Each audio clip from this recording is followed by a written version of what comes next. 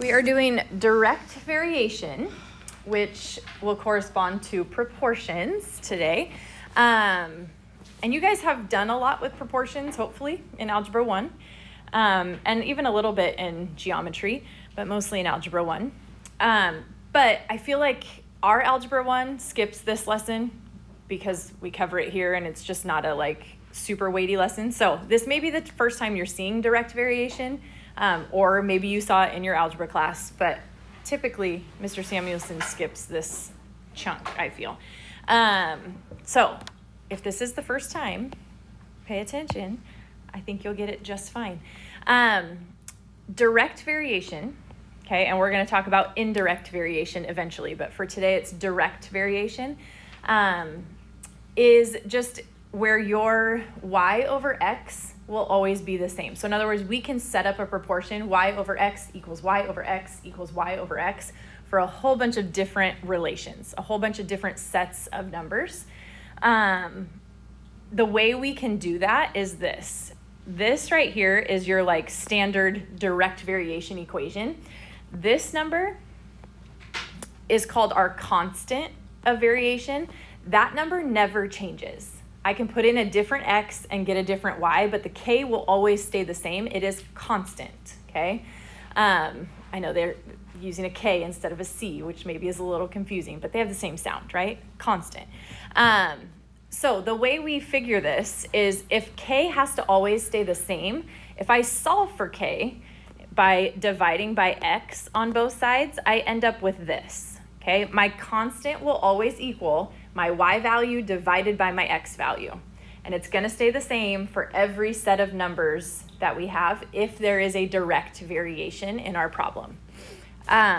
So what that does is it sets up a proportion for us, because if y always has to, or if y over x always has to equal y over x, then all of these essentially equal k, right? So we can set up an equal proportion. So you don't need to write that in, but I'm just showing you y over x and y over x and y over x in the same problem will all equal the same k value. That's why we can set them equal. So here's what you're going to be doing with this. Very simple, very straightforward. It says, suppose y varies directly with x. Now, when you hear that, because today that's all you're going to hear, but in the future, it'll say varies inversely with x. You write that differently. So whenever you hear y varies directly with x, I want your brain to go y over x, okay? Whenever you hear this, y varies directly with x, you should think y over x. So it says, suppose y varies directly with x. Y equals 9 when x equals negative 15. You're just going to plug that in to that ratio. So y over x. So then it asks, what is y when x is 21? Well, we're saying, what is y? Y is our unknown. When x is 21. Notice, y over x equals y over x, right? We're just setting up a proportion. How do you solve a proportion? Cross multiply, yes.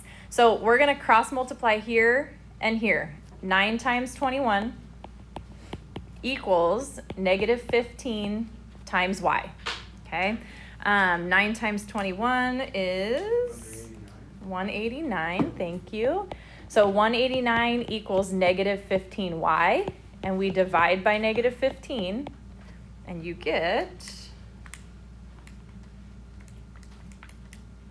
negative 12.6.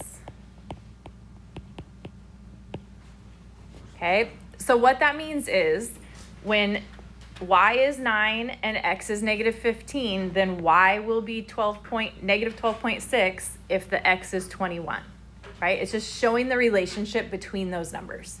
Y over x equals y over x. Okay, so you do B. Y equals negative 4 when x equals 2.5. What is x when y is 10? Y over x equals y over x, and then tell your neighbor what you got and talk them into why yours is correct if theirs is different.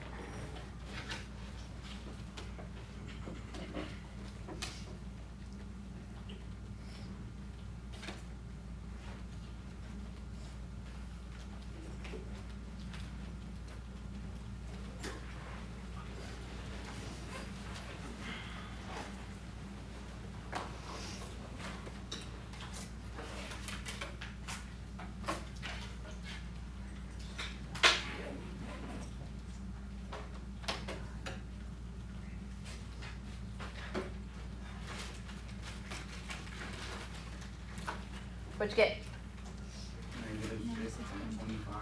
Negative 6.25, right.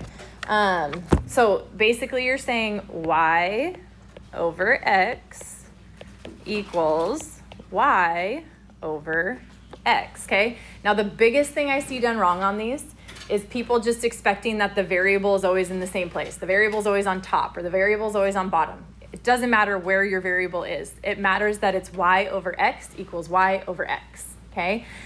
So if you cross multiply that, you get 25 equals negative 4x, and then divide by negative 4, and x equals negative 6.25. Or if you want to leave it as negative 25 fourths as an improper fraction like that, that's fine too. Okay? Questions on that? Last one. 10-minute lesson. No? Not yet? Okay. Example 2. It says the number of calories varies directly with the mass of cheese. What's on top and what's on bottom? But what is y? Is y calories or mass? Calories, right? So y over x is calories over the mass, okay? So calories over mass, how would you set that up? If 50 grams of cheese contains 200 calories, how many calories in 70 grams of cheese? What's your proportion?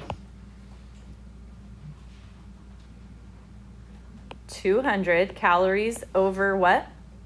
50 grams of cheese equals, what goes on top? X, Y, your variable, right? Whatever, that's what we're trying to find. How many calories, if you want to avoid confusion, you're welcome to call it Y. You can call it X, it's not wrong. It's just a placeholder right now, right? And then that goes over what? 70. Do you know a way to solve this without cross multiplying? Noah.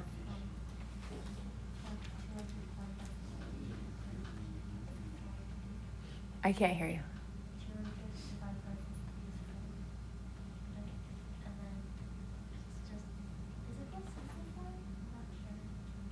Simplify this.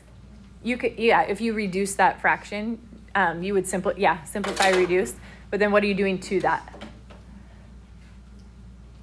What are you doing to the 200 divided by 50 or the 4?